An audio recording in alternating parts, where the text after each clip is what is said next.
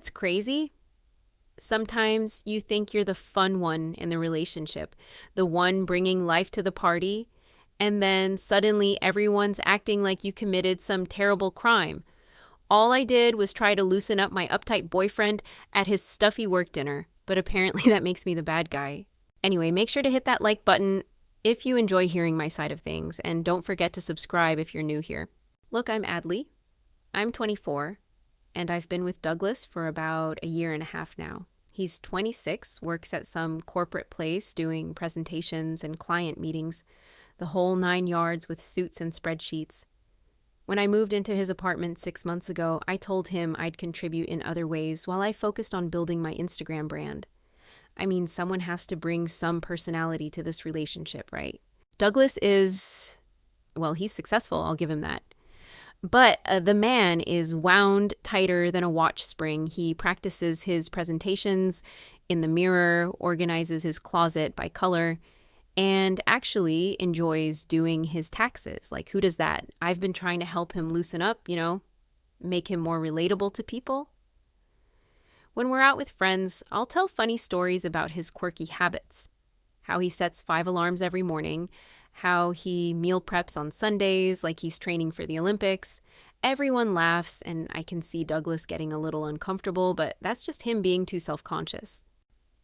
The truth is, I've been getting frustrated with how vanilla he is.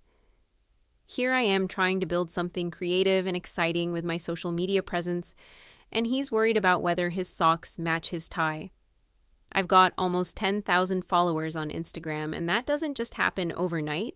It takes creativity, personality, something Douglas wouldn't understand.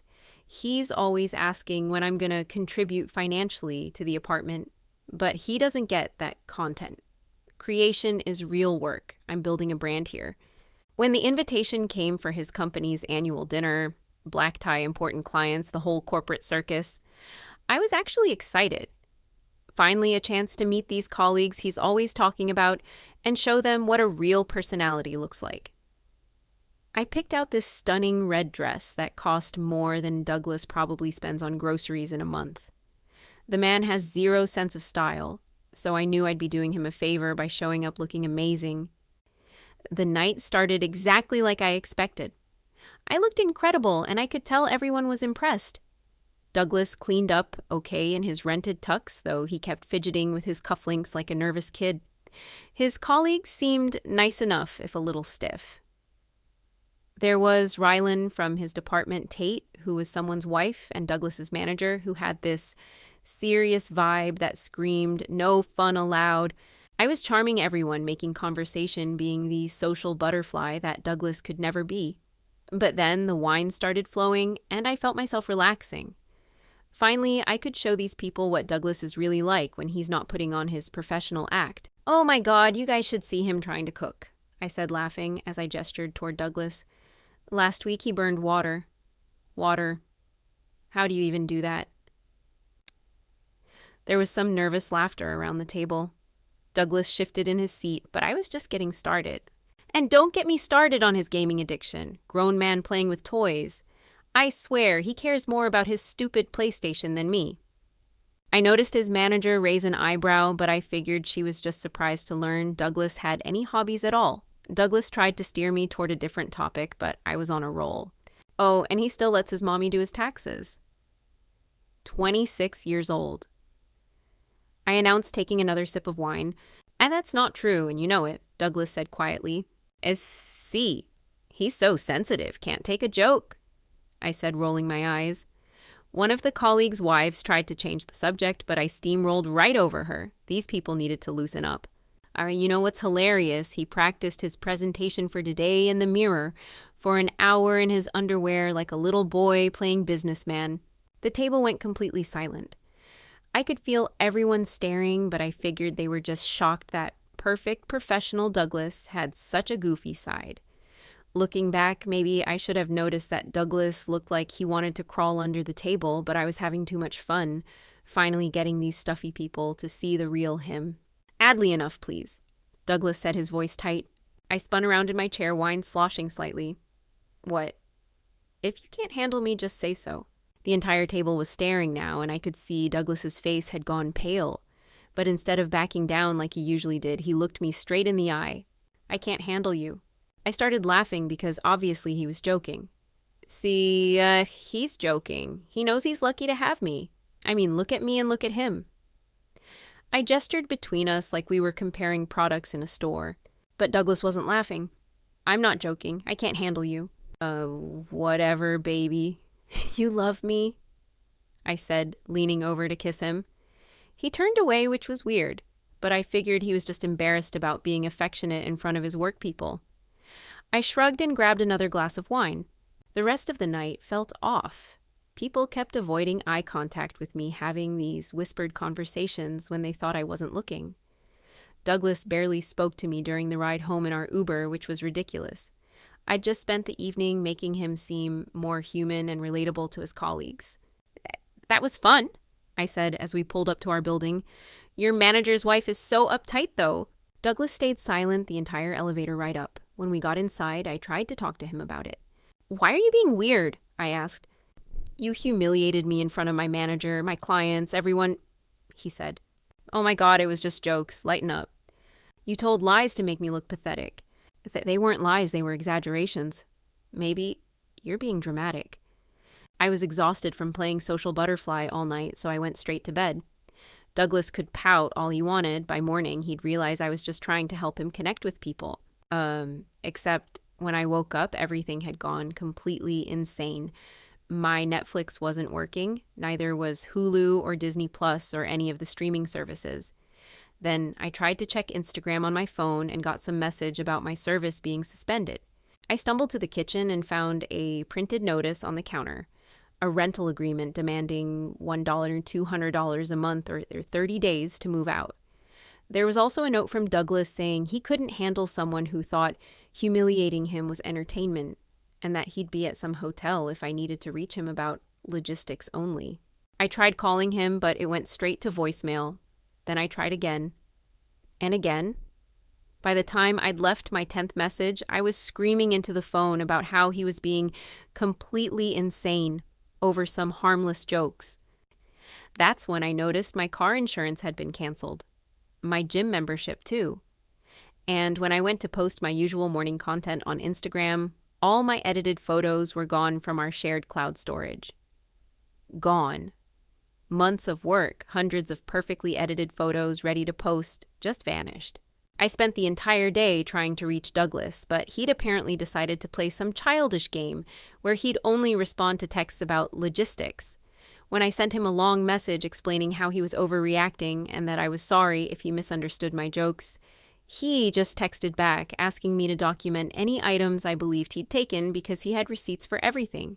Receipts, like we were business partners instead of a couple. By Monday, my phone had been completely cut off. I had to use the apartment's Wi-Fi to email him, which was humiliating. I told him what he was doing was illegal, that I had rights, that I was going to call the police and a lawyer, and maybe even the news, because this was discrimination and abuse and probably a hate crime somehow. He forwarded my email to his lawyer friend, who apparently thought the whole situation was hilarious, and told Douglas to change the locks if I was being hostile, which was completely legal since I wasn't on the lease despite living there for 6 months. When I showed up at his office building, security wouldn't even let me up.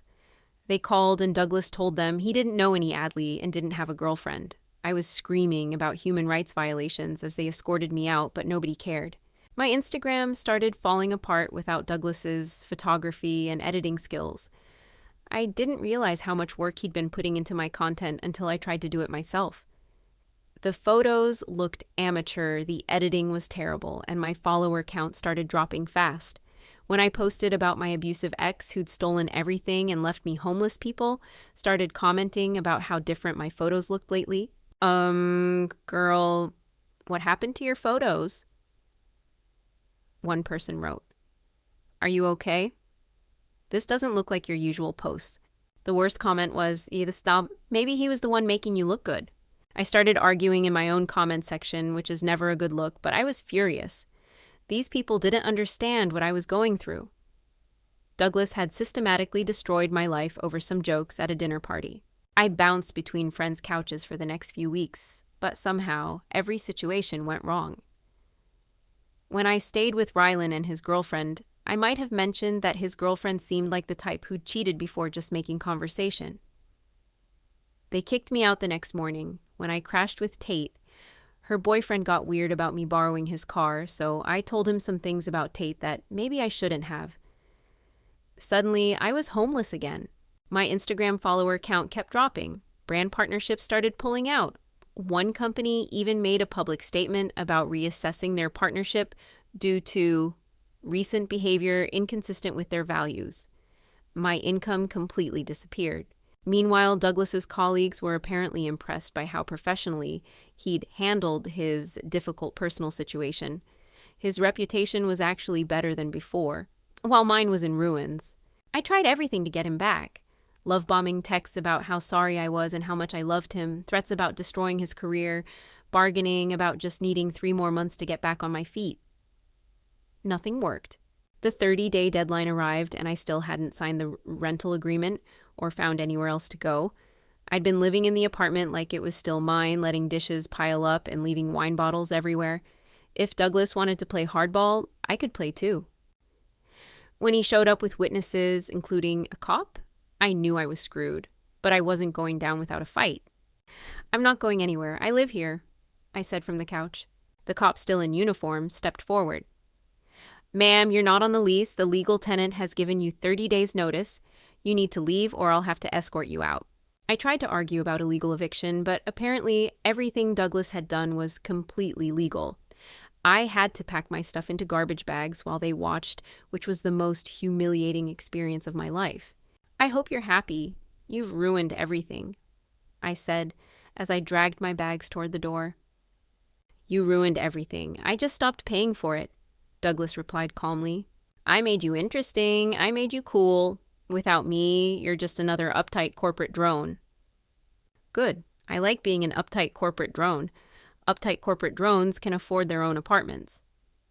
I had to call an Uber using the building's Wi-Fi because I couldn't afford a phone plan anymore. As I sat in the back seat with my garbage bags, I realized Douglas had systematically removed every support system I'd built my life around. And the worst part was everyone seemed to think he was justified. 3 months later, I'm living in my childhood bedroom, working retail and watching Douglas's life flourish from whatever social media I can access at the store's Wi-Fi. He moved to a better apartment, got recognized at work for some big client deal, and started dating someone who actually contributes to their relationship. My Instagram is basically dead. I've got maybe 3,000 followers left, and my content without Douglas's skills looks pathetic and desperate. I tried therapy thinking maybe I could craft the perfect apology email to win him back, but he didn't even respond. The therapist kept asking me to take responsibility for my actions, but I don't think she understood the situation. I was just being authentic, trying to help Douglas connect with people by showing his human side. He couldn't handle having a girlfriend with personality, someone who wasn't afraid to be real. I sent him one final email explaining that I was working on myself and that I finally understood how badly I'd treated him. I said, I didn't expect forgiveness, just wanted him to know that I realized he could handle me. He just chose not to anymore. But between us, I still think he's an uptight corporate drone who couldn't appreciate having someone bring excitement to his vanilla existence. Maybe I went too far at that dinner, but a real man would have talked to me about it, instead of systematically destroying my life. Look, I'm stuck in my parents' house working a job I hate with no social media following and no prospects. Douglas got everything he wanted. His boring, stable life without anyone challenging him to be more interesting. He proved he was exactly the kind of weak, unforgiving person I thought he was. The truth is, he made me into his villain because he couldn't handle being with someone who wasn't afraid to speak their mind. But I'm not apologizing for being authentic. Some people just can't handle the truth,